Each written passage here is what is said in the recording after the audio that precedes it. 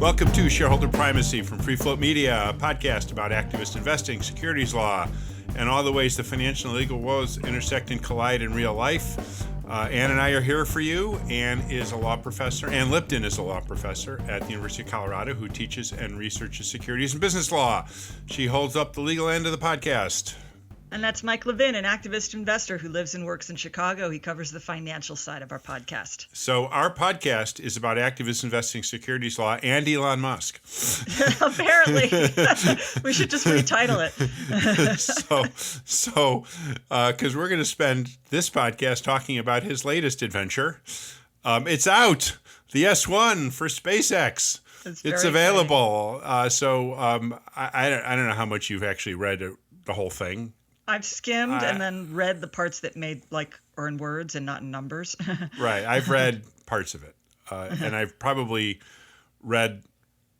skimmed a lot more than I read because it's a big deal. Long. Anyway, so it's hundreds of pages long with all sorts of stuff that kind of confirmed a bunch of things that were kind of rumored. And there were, I don't know if there were some surprises, but there were some interesting things Go ahead. I know I haven't seen anything that contradicted a rumor. You know, yeah. Oh, yes. There's nothing. Right. Yes. Right. But there were some. There's as with anything he touches, there's always some novel stuff that pushes the boundaries of not only securities law and corporate governance, but just logic. Yeah. Fair enough. And sense. So anyway, we're going to talk about that today. So, and we'll talk about corporate governance, shareholder rights, all that stuff, and then some of the financial elements. But first, just a reminder: we have a mailbag. You can email us shareholderprimacy@freefloat.llc. Right. Let us know what you think of the SpaceX S1 once we're done taking it apart here. Though we could spend 10 shows. We probably talking about all sorts of just on this S1, there's so much there. I know. Yeah. So just figuring out what to talk about takes a lot of selective curating. Mm-hmm. So anyway, SpaceX, the S1 came out. It's in draft form. We knew about it a couple weeks ago because the confidential version was filed, and Edgar, and now the unconfidential, not even unredacted, just the draft form is out. Yeah. So we learned a lot about what the company plans to do for, or really do to, its prospective public shareholders. A couple other quick things. As we knew, we call it SpaceX, but it's Space Exploration Technologies Corporation. So if you want to do an Edgar search, which I tried, and you type SpaceX, you won't get it. You won't find it. Yeah. You won't find it. You will find its ticker, SPCX, and they decided to list on the NASDAQ, which I think everybody kind of knew. No, that's why NASDAQ changed its rules for fast entry so that they would list on the NASDAQ. Right. So that was sort of an open secret that it was going to be a NASDAQ listing and not the NYSE. But anyway, and as everybody knew from 2 years ago, it's a Texas corporation after moving from Delaware about a year and a half ago. I can't remember. Right after the... right after Tornetta took away his pay package, he moved his private companies to Texas. Right. So it remains a Texas corporation. So anything we talk about here legally is in the context not only of federal law, but Texas corporation law, Texas corporate law, right? Yep. So what do we got? What Texas corporation laws do we have to address here? Okay. Well, let's first. Yeah. So we'll start with corporate governance and some of the basics. So there will be 3 classes of stock: the A shares, the B shares, and the C shares. The thing about the C shares is they're authorized in the charter, and apparently something like $10 billion of that looks like it's still being worked out. 10 billion shares, sorry. But there won't be any C shares outstanding at this time. They're issuing no C shares right now. They're issuing no C shares at this time, but they'll be authorized in the charter. The A shares will be authorized in the charter. Those are what they're selling to the public. And the B shares are going to be held exclusively by Elon Musk. And of course, they have different voting rights. So they all have the same financial rights. You know, if there are dividends, which there won't be, but if there are dividends, they all get paid the same dividends. If there's a merger, they all get the same consideration. If there's a split, Yeah. All the shares get split the same way. Yeah, exactly. Right, okay. So they're financially they're equivalent, but of course they have different governance rights. The A shares have 1 vote per share; those are the ones that the public gets. The B shares, which are Elon Musk shares, they get 10 votes per share, and so that gives him voting control. And the C shares, well, we'll get to their purpose, but they have no votes. Oh, they're non-voting. They're non-voting, but they're not being issued at this time. So anyway, he obviously is going to have control of this company because he has the B shares, and the B shares are 10 votes per share. But that's apparently not enough. He's really like gilding the lily on this. In addition to the fact that his B votes have 10 votes per share, there are special rights given to the B shares in the charter that are addition to this. Oh, interesting. So first, I didn't catch this. Okay. This is on top of this. So first, when you vote for however many people are on the board, the B shares get to vote by themselves for half the board. Oh, so there's directors by class. Exactly. So there are going to be like constituency directors who are only elected by the B shares, and that's actually 51% of the board. The remaining directors are all the shares voting together, A and B. But of course, since B has 10 votes per share, the B will control that as well. So it's very, like, he's really cementing his, like, it's not good enough that he has 10 votes per share. He's got to designate certain directors, a majority of the directors have to be only be elected. And then also in the charter is that as long as he's playing the role, which he is, of CEO and a director and chair of the board, yes, he can only be removed from those positions by the B shareholder. So, like, for example, is him. It's one shareholder. Right. Yeah. Although theoretically there could be more at some point. So right. I mean, so if you think about this, like the way, it works technically is the board selects the CEO. So theoretically there could be 2 seconds when the board that he controls kicks him out as CEO. That's not going to happen. But I mean, in history, it has happened that sometimes controlling shareholders get into feuds with their directors. So just in case his board was upset and decided to kick him out as CEO, they actually can't, because the only way he can be removed as a CEO or as a director or as the chair of the board is if the B shares vote. Is it by a vote of the B shares? And they, because of their 10 votes per share, they have a dominant vote. I mean, however that works. Yeah. Well, on this, like, the A shares don't even get a vote, but like I mean, it's unnecessary to have. It's a vote within the class of B shares. Of just the B class. Now the number of B shares. Yes, I know. It's just like he really wants to make sure there's no possible universe in which there are 5 minutes when the directors may be able to get rid of him, even though he could immediately then turn around and get rid of the directors. He doesn't want to take the chance that there's a whole 5 minutes when he's not CEO. Okay. So now, the number of B shares he actually has is kind of funny because he owns 4.3 billion B shares outright, and he has the option to purchase another 350 million B shares.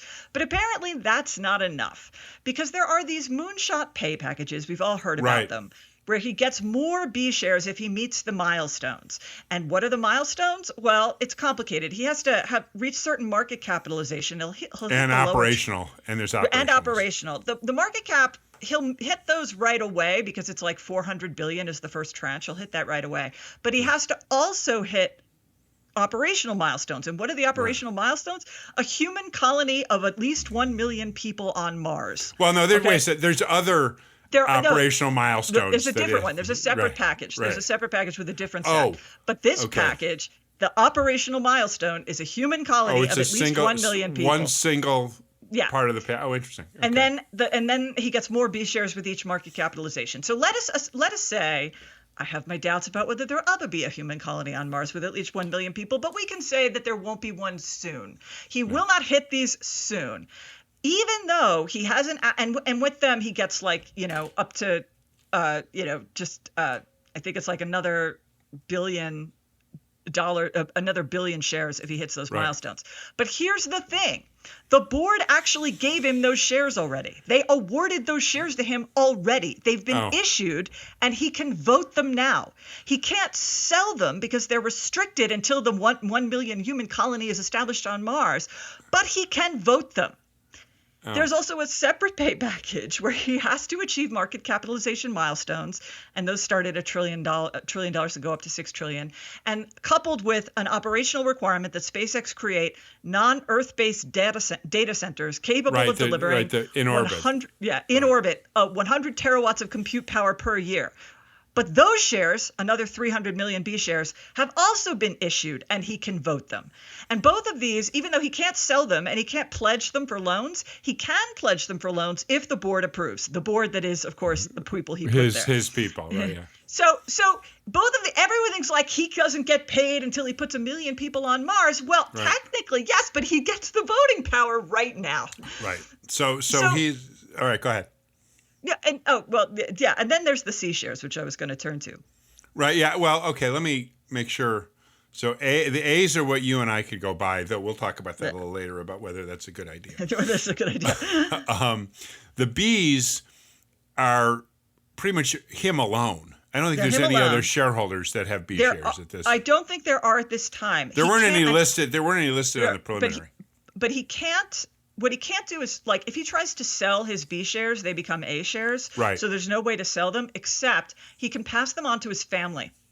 So his kids will get them. His all brother 14 could of get them them or whatever. Right? Yeah. So, I mean, so this is not like once he dies, they disappear. That's the way Google is set up. Once the founders die, there are no B shares anymore. Right. But not with Elon Musk. With Elon Musk, you can pass them on to his family. Right. And so that was my question about this particular aspect of this, though we're going to talk about another important part of governance in a second related to litigation. But before we depart from the ownership, the cap table, as we say, what do you think? What's the purpose of these C shares? What do you think's going on with the C shares? Well, that's the thing. The C shares, they're no vote shares. And I don't know for sure, but I know what they've been used for in other companies. They're used to pay employees or make acquisitions. Okay. Because that way the company can use stock to pay employees or make acquisitions without diluting founder control. So this became a real issue at Google. They went public with just 1 vote shares, the A's, and the 10 vote shares, the B's. But they kept acquiring companies using Google stock, Google A shares, and they paid their employees in Google A shares.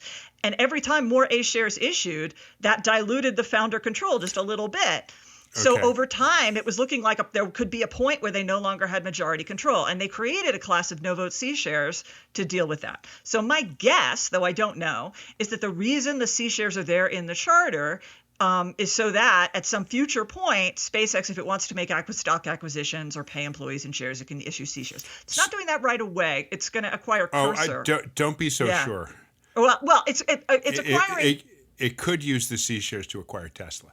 It could. Oh, right. Yeah. If shareholders vote in favor of that. Cursor, you mean the Tesla shareholders? Oh, they really do have to vote in favor of it. But Cursor, it's already been reported. It's in their filings that after the IPO they may acquire this company called, and that's going to be A shares. But the C shares could be for Tesla. Right. That's kind of my guess. And when you say dilution, you're referring to dilution of voting rights, not dilution of economic.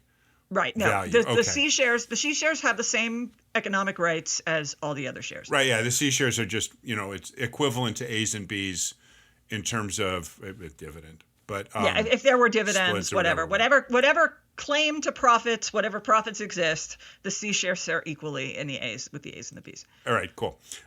So that's the cap table, which is really, that was something people kind of speculated about. But this really confirmed and extended our knowledge of kind of the economic structure of ownership that was really rumored in ways that we didn't know. I would have bet body parts it was going to have dual class shares a year ago. Oh, yeah. Right, exactly. But, the idea that I think his voting control at this point is, and I don't know if this includes the grants. Overwhelming. It's like 85% or something like that. Yeah, but that includes the $1.3 billion that he hasn't earned, but they're letting him vote anyway. That's okay. That was my question. Is that it? Does cool. It does? And I should mention, just to remind people in case they've forgotten, the reason this companies cannot go public with they can't switch to dual class shares after they're already publicly traded. Right. Those are exchange listing rules, NASDAQ and New York Stock Exchange. So at Tesla, he wanted to get voting control, but once it had already gone public with single class shares, he couldn't put in a dual class.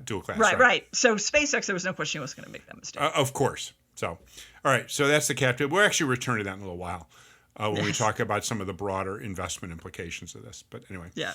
All right. And then there was the other thing, and we actually talked about this aspect rumored aspect when we covered this. Was it 3 weeks ago? I can't remember. Well, yeah, but mostly we were talking about like just the legal Right. implications Yeah, of the but leaks at all. but we touched on the litigation part of this, Yeah, or shareholders enforcing. Let's talk broadly. Shareholders enforcing their rights. Yeah, so there Using law.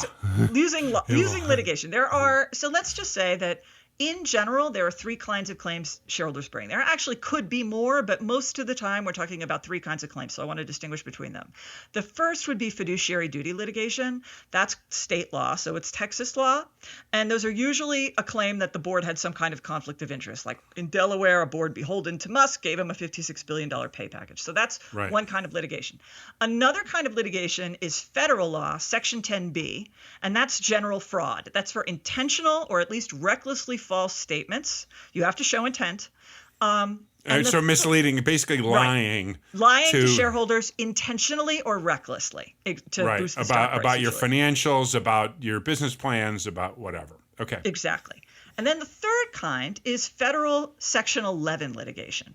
Now, Section 11 is usually for IPOs, like the IPO we're about to see, and it's about false information in a registration statement specifically.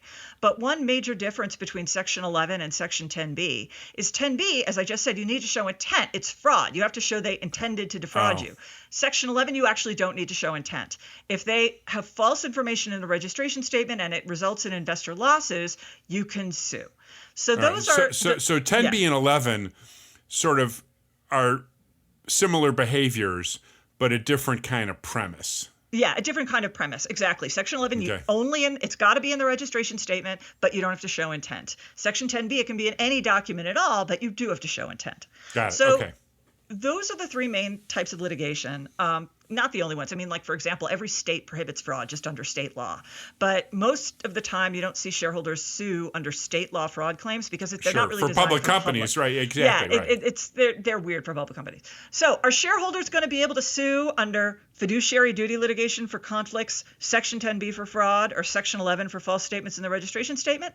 Probably not. So the headline here, and we'll explore this, is that a shareholder is unlikely to be able to sue for breach of fiduciary duty under state law, unlikely to be able to sue for fraud. Straight up fraud under Section 10B. And unlikely to be able to sue if this registration statement that we are evaluating or looking at here has something wrong with it.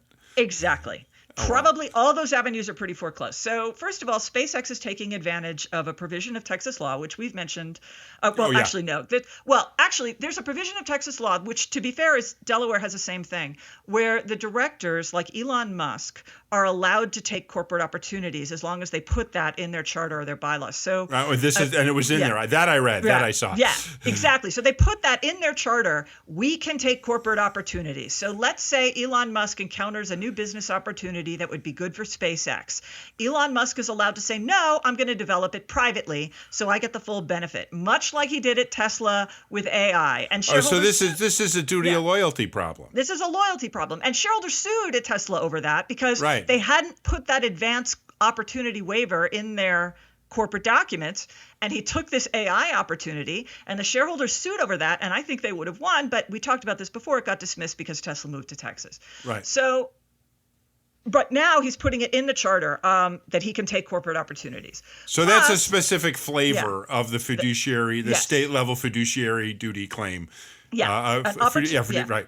Okay. An opportunity is considered an asset of the corporation. He can just take it.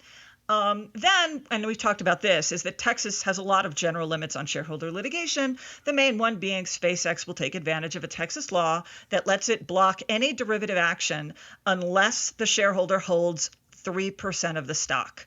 So you have to own what apparently at reported numbers will be $52 billion worth before you can sue over a conflict. That's not going to happen. SpaceX even warns about this. It's actually hilarious. I'm quoting the registration statement. The interests of Mr. Musk and entities owned by or affiliated with him may differ or conflict with the interests of our shareholders. They say, we may enter into transactions with entities affiliated with Mr. Musk in lieu of pursuing other opportunities that some other shareholders may prefer or that may prove to be more accretive than the opportunities we elect to pursue. Nothing you can do about it.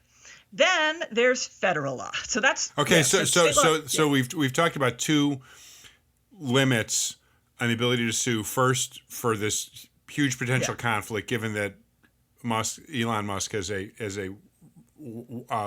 vivid imagination and could get into all sorts of stuff, and the basic threshold that in order to file a derivative lawsuit, Yeah. someone's got to own 3%.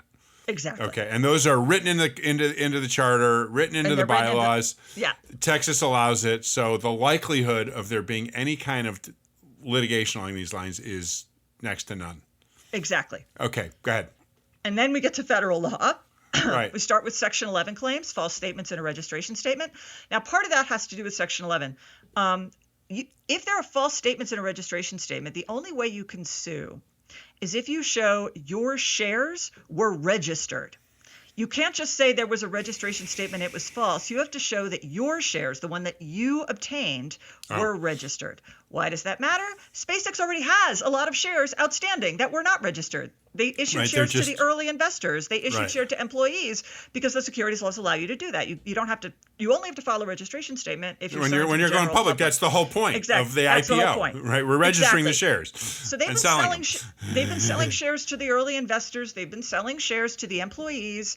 As payment for their compensation for years.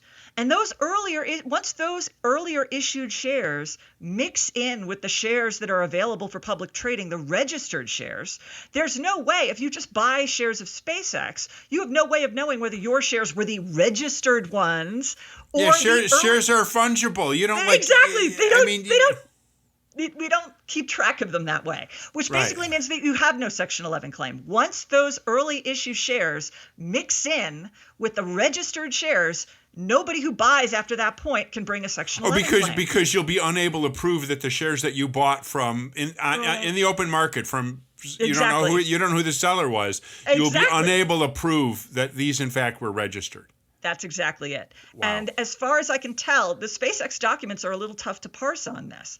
But it looks like some of those early issued shares, some of them, especially to employees, may become available for trading on day one. Oh yeah, there's no there's no employee lockup. There's no lockup. There's a lockup for the NEOs and maybe some big investors, but there aren't lockups for the line employees. So if they got their shares a while back, they may be able to trade them right away. Plus,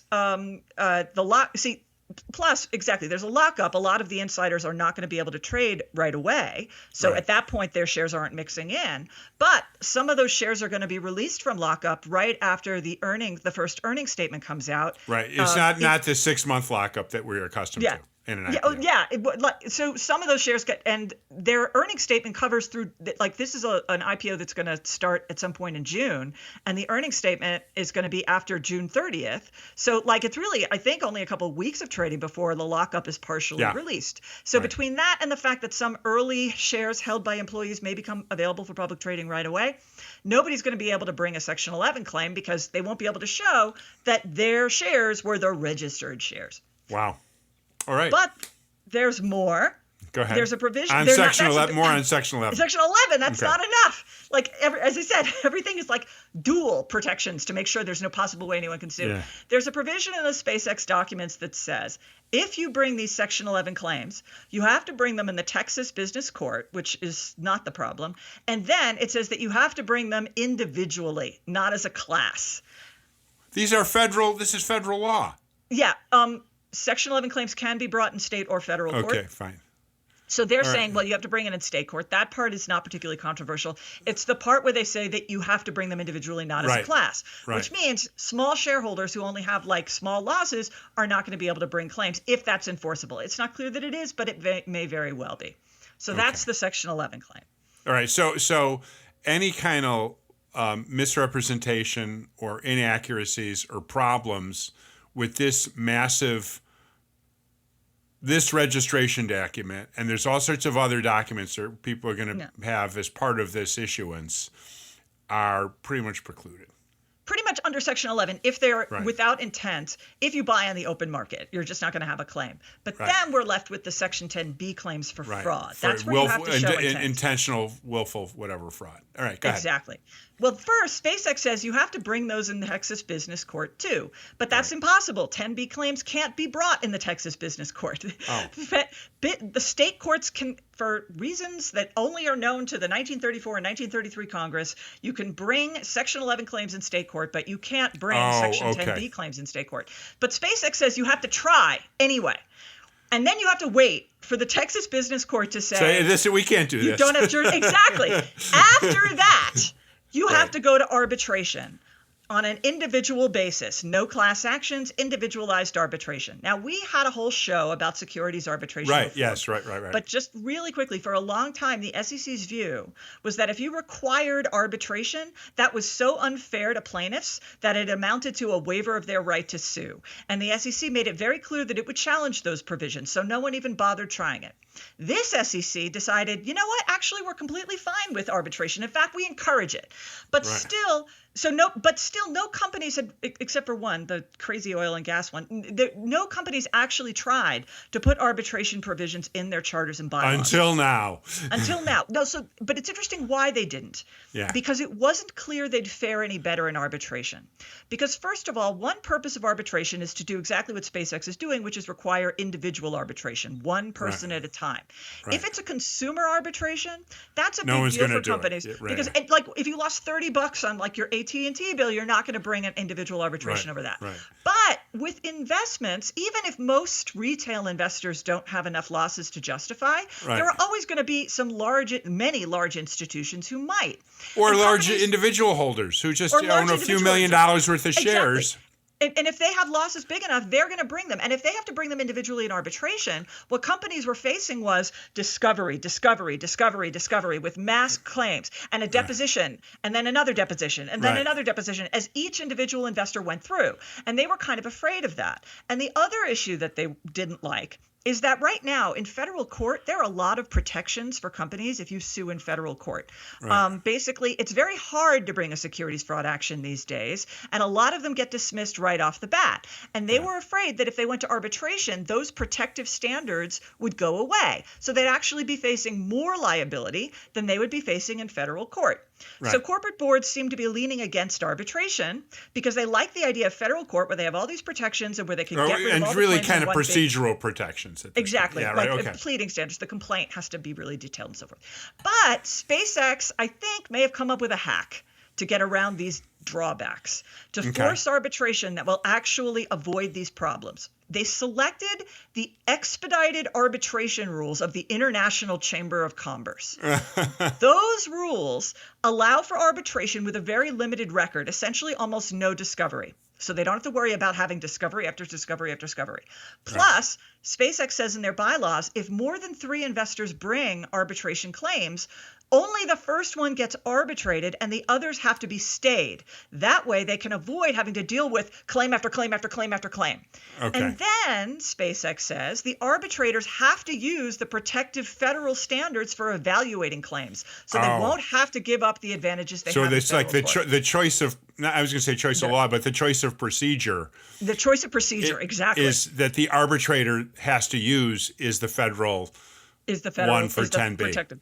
So there's going to be a lot of question about how enforceable all this is, but I got to tell you, I worry because I think this is going to spread. I think other companies are going to see that this may be the way to avoid the drawbacks of arbitration and essentially kill Section 10B claims by investors. And I know a lot of people would say good because a lot of people think the 10B claims are frivolous or they think that they do more harm than good, that the few ones that are correct are not worth all the frivolous litigation. Yeah. But I think we do not like a world where corporate executives don't fear the consequences of fudging their public statements. Right. I mean, we'll still have the SEC. The SEC could still bring claims, but the SEC has never been funded adequately to police the market. Congress has said it's relying on private actions to police the market.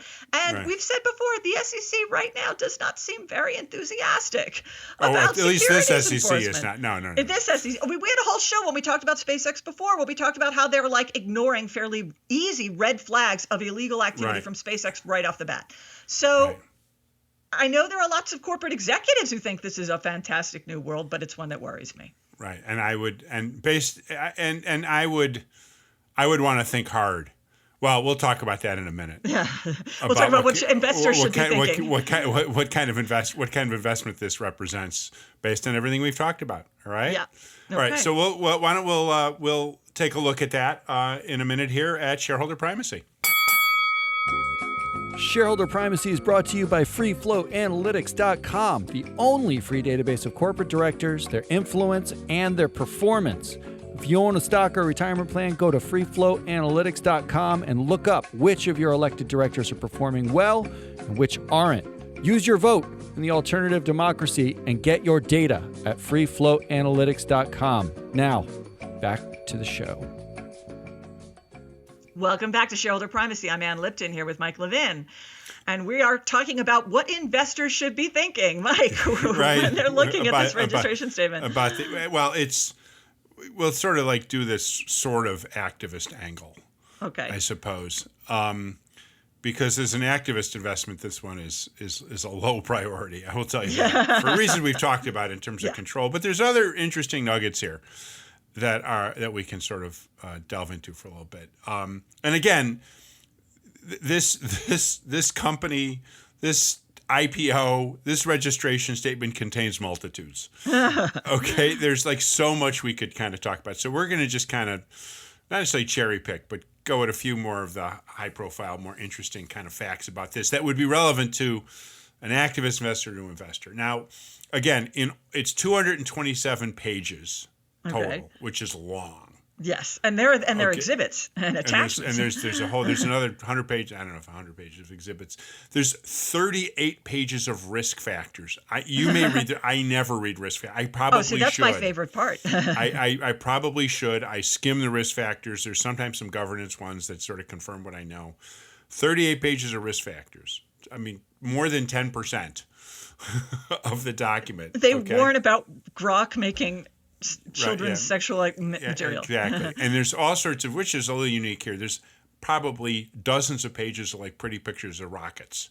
Yeah, artist rendering of life on Mars. They have an artist rendering of life on Mars. Right. And let's set aside all the very flowy language about the purpose of the company. You know, any good IPO and, you know, registration statement is going to sort of state, you know, in very optimistic and confident terms about what the company is going to try to accomplish. Well, this takes it to a whole nother level about creating interplanetary life and redefining. I mean, there's all sorts of stuff there that just makes you, if you're not taking yourself too seriously, makes you want to laugh at this. So setting all that aside, once you've kind of read it, my conclusion would be no sane person or investor that cares about their rights, as we've started talking about a little while ago, or probably about making any kind of solid return on this investment, would buy a single share of this IPO. Now, that's easy for me to say because no banker out there is, you know, calling me to say you want an allocation. I'm not calling a banker, you know, kind of begging for one. This interests me so little at this point. So we'll kind of cover the latter in a bit, and the two are connected. The whole idea that you know, this is basically Elon Musk's kind of baby, and he can direct the allocation and the spending of billions and billions of dollars of money, in ways that kind of really just kind of are along his whims. Yeah, it would give any smart investor pause. Now, if you're an investor that wants to trade this, I mean, there's the Keynesian beauty contest aspect. Right, exactly. This, right? Well, you know, if you're trying to do find a greater fool, sure, you're going to go get part of the allocation because it's probably going to get a bump. Yep. You know, but you know, IPOs lately have kind of had very mixed performance in terms of how they've traded, like in the week or two after their first day. Right. I mean, you imagine there's a lot of we know. I mean, he's planning on corralling his retail fans. Yeah, there's a whole. And I think a lot of people. The interesting thing, though, I mean, it's interesting. I think it'll bump. I think it'll be successful. But he's allocating so much to retail right off the bat that you wonder if that's going to take some of the retail demand bump out. But you might anyway. So, and again, there's this company actually has three. They have three businesses and three disclosed segments. Space exploration, and they have different names for them, but basically the whole idea of launching and managing satellites and payloads and so forth. But the idea that they're, relatively successful space business is part of this. right. And they've got a good moat around that. There's only a couple, there's Blue Origin, and they're a big NASA contractor. So so that's a decent business because, you forget how heavily we rely on satellite technology to make things run in this economy. Second business is the whole Starlink communication business, which of course is a cousin of the space business because it relies on all those satellites, but that's more like the selling of the bandwidth and the maintaining of that kind of communications network. And those are two kind of very interesting and different and relative, if you look at the financials, relative to successful businesses. The third business is XAI. Of course, it's the old Twitter. Yeah, well, it includes Twitter. It's a social media site, and it's his AI startup or whatever. And that's really the very interesting and not a very good way part of this business. Okay, now a couple other points about this. He will have, again, complete control over all this. So what gets allocated among these businesses and how much in particular gets spent on XAI is entirely up to him. right. Okay, there is absolutely no shareholder influence over any of this. He's got 85% of the votes. He only has about somewhere in the range of about 40% of the economic interest, though. Yeah, I guess we'll know more when, we know exactly how many shares they're selling. Right, but that's actually that's a huge number. Right. So his economic interest in this is it's not like he's got 5% of the economics and 85% of the control. Right. No, that's true. And for any one single human to have that much of one single enormous company is kind of breathtaking. But yeah, I mean, at Tesla, he only has 20%, and since they don't have dual class shares, he's only 20% of the economic interest. And then we talked a little bit about his incentives here, the exec comp. No investor that I've kind of followed, or really I've talked to many people about this, takes any of the moonshot package seriously. But he can vote it right now. Wait a second. He can vote it, but in terms of whether that moonshot package creates any kind of incentive. Yeah, no, of course. Okay, no, it's almost like it's designed to give him extra voting power without tethering it to anything. So no one views that as anything other than kind of window dressing, just on to try to say, if you do this, I'll have a trillion or whatever.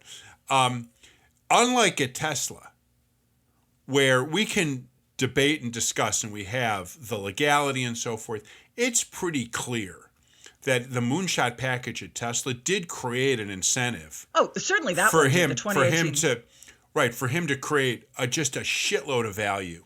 Yeah, for Tesla shareholders. Okay, no question. I think that's not the case here. No, because his exec comp package here. In fact, it illustrates a problem with the Tesla package, which was the Tesla package. The idea in Tornetta and so forth is he worked as hard anyway. Yeah. Okay, and because he owned 20% and so forth. That's what she found. Right. Okay. He now has 40% of the economics here.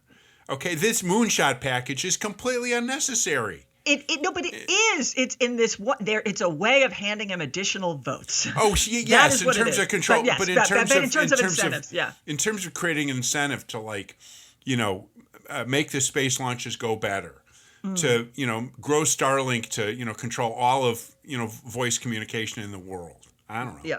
Yeah, he's got. It's not going to be really an effective incentive package. Okay. Yeah. Nope. I agree.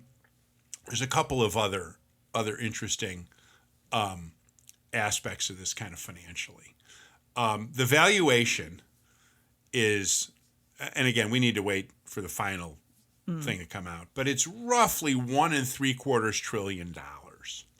Okay, which normally I would, gasp. And that it will become the largest company to IPO. I think the biggest one before this was Aramco, the Saudi Arabian oil company. All right, but assuming that these numbers work out, it's only going to become the 6th or 7th biggest public company. Nvidia's $5 trillion, Apple's $4 trillion. Okay, so it's not, it's not going to. I mean, as IPOs go. On the other hand, SpaceX has been around over 20 years. Yeah, I mean, this is just the securities laws changed. They made it easier to stay private longer, and exactly. And in another world, SpaceX would have been public for 15 years already. If the National Securities Markets Improvement Act hadn't passed, yes. Right. Sorry. So anyway, so the valuation, again, forgetting the valuation relative to the fundamentals, we'll talk about it in a second. Valuation at 1.75 trillion, huge company, really important, but not. It's not going to be the biggest company in the world. And they're planning on raising, this is what's really interesting, they're only issuing about 5%, I think 4 or 5% of the shares. Yeah, it's a relatively small float compared to the overall. So what's interesting is they're only going to raise $75 billion out of this, which kind of confounds the purpose of IPOs. IPOs is access to public markets so you can get capital so you can make investments and build a business. This is access to public markets so the insiders can sell. Right. This is basically, that's a legitimate. That is why people go public today. Right. Exactly. To be able to give liquidity to employees and early investors. Certainly Musk doesn't care. He's not going to be selling. I don't think he'll be selling shares. He doesn't seem to have any. Well, he has need. A's. And, Right. But in terms of his own personal need for capital, no. He'll he had to sell a whole bunch of Tesla shares to go buy Twitter. No. Okay, I don't think this is going to be. There's nothing greater than interplanetary exploration at this point. I can't think of what else he'd want to sell shares to invest in. So that's what's going to happen there. And of the $75 billion, it's pretty clear that 20 of it is being applied to retire debt that was taken on to buy Twitter. Out of $75 billion they're raising, $20 billion. So 20 is going to retire the loan. Yeah, something like that. so the proceeds, and there's in an S1 there's use of proceeds, and the use of proceeds section is kind of useless.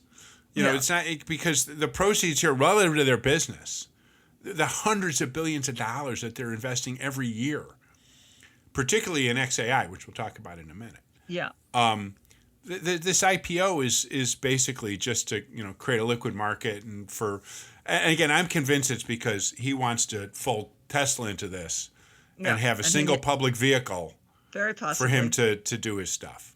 All right, and that's where those C shares come from, which is why I'm glad we talked about that.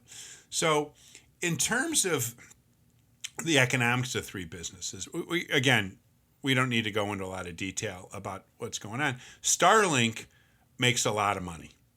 Starlink is a reasonably or very profitable business. Okay, he's managed that aggressively. He's grown it well. It's pretty cool. Others have tried satellite voice and data communication and failed. Motorola tried this 20 years ago. Okay, and he figured this out. Kudos to him for it's not just helping consumers like me get better Wi-Fi on United flights, which is in fact what's happening. Okay, he's been helping impoverished countries get better access to broadband communication.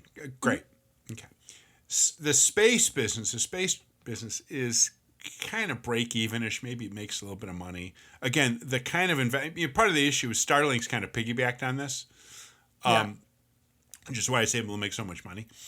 The space business is break-even-ish, is kind of, not great. They're still not in a full revenue. They're largely a government contractor at this point. Right. Launching some satellites for other people, but so that business still has a ways to go in terms of making money. Okay, but it's, if it were to IPO just on its own, it wouldn't surprise me. It probably wouldn't give it the valuations. This brings us to XAI. XAI is a hole in the ground you dump money into. Okay, XAI is a loser. Twitter is doing half to 2/3 of the revenues it used to do. Oh. And that's after, all sorts of boosts and all sorts of, okay. Yeah. The AI business is just incinerating money. Okay. So much, and it's not that good. Okay. So much so that this deal with Anthropic, they built all this extra infrastructure. Yes. And the best way to monetize it was to sell it to another AI, a competing AI company. Because XAI doesn't have right. They're going to make. I think it's 18 billion a year in rental fees from Anthropic for selling its compute. Okay, so XAI is just a horrible business. They're. Anything's possible. Things change in the AI, and I don't follow AI that closely. Things can change a lot. So there's, who knows? In 2 years from now, we could be talking about XAI, dominating the AI marketplace in the way that Anthropic is now, and we thought GPT was going to, 2 years ago.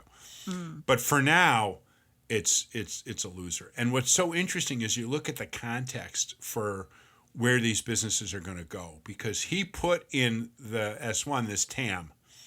TAM, total addressable marketplace. Okay, that's an old phrase from. Do you know where TAM came from? Do you have any idea? No. Jack Welch, when he was at GE, popularized it. I'm not sure he invented it. He may have borrowed it from some B school professor. Okay. But it became because what Jack Welch used to do is he used to challenge his business unit heads to dominate the total addressable market of their business. So, and there used to be this whole game that used to take place at GE where you'd try to game the TAM to try to show you were in fact bigger than you were. Anyway, so he showed that the TAM for SpaceX writ large, SpaceX, is $28.5 trillion. Now, he doesn't put any context. There's no calculation here. Almost all of the TAM, 26 of the 28.5 trillion, is for XAI. It's all XAI. Okay. Okay. So basically, the entire marketplace that SpaceX is, and the reason they put the TAM in there is in part to show you can kind of grow into your valuation. Right. That if you're valued at 1.75 trillion, that there's room for the revenues, which are in the hundreds of billions right now, to kind of grow into that. Okay, again, almost 26 trillion. Sorry, trillion with a T of the TAM is for XAI. It's basically for artificial intelligence, and it's like enterprise applications or something like that. It's very vague. Just for context, do you know what the TAM, what the GDP in the U.S. is? It's $30 trillion. So we currently, have the world's largest, at least per capita economy. I think China's still a little bigger. But ours is about $30 trillion of GDP. That's the value of all the goods and services that we produce. And again, there's a bit of a timing issue. That's the 30 trillion number would be a 2026 number. There's no time frame for the 28.5 trillion that he basically he absorbed the entire U.S. economy. But he's basically saying that the marketplace for SpaceX is at some probably near-term time frame going to be the size of the U.S. economy, even though the U.S. economy has a lot more than communication, space travel, and people do still need to eat. Yeah, right. There's still, you see them make crops, still need to make clothes, still need to make homes. So anyway, for all these reasons, I think that, and again, not just from a governance and a shareholder rights perspective, but from a shareholder value perspective, unless you're planning on just trading this, which I am incapable of doing. All right, trying to find a greater fool. Yeah. I have my doubts that this is gonna have deliver a whole lot of value. Yeah. That especially on the, given that so much of the company is dominated by the XAI business, if this was just an IPO of space exploration and the Starlink, that would be pretty cool. That would be a really interesting, and not that XAI isn't cool. It's interesting in some really weird and unfortunate sad ways, but those two businesses together would be very novel and unique. There's nothing really similar. Yeah, there's Boeing and some other aerospace companies, but no. Because he's got these dreams of an AI business. He kind of chunked it together. Eventually, I'm guessing that Tesla will be part of this, and that would actually not be totally uninteresting given Tesla's competencies in like power management and batteries and so forth. Forgetting vehicles, they're not going to do much there over time. So anyway, that's kind of some comments about what kind of investment this looks like. Yeah, well, I hear hedge funds are trying to snap it up, and I'm guessing they're thinking trading it. Well, yeah, they're probably going to trade it, but there's also there's some ego here. If you're able to say, I got a million share allocation, it means that you were talking you got a good relationship with some banker at Goldman Sachs. Oh. So anyway, all right. So that's what's going on with the investment side of this, combined with the shareholder rights side. I think there's a lot to worry about. How's that sound? Anyway, I think we've kind of killed this one, don't you think? For now, I'm sure there will be more. There always is.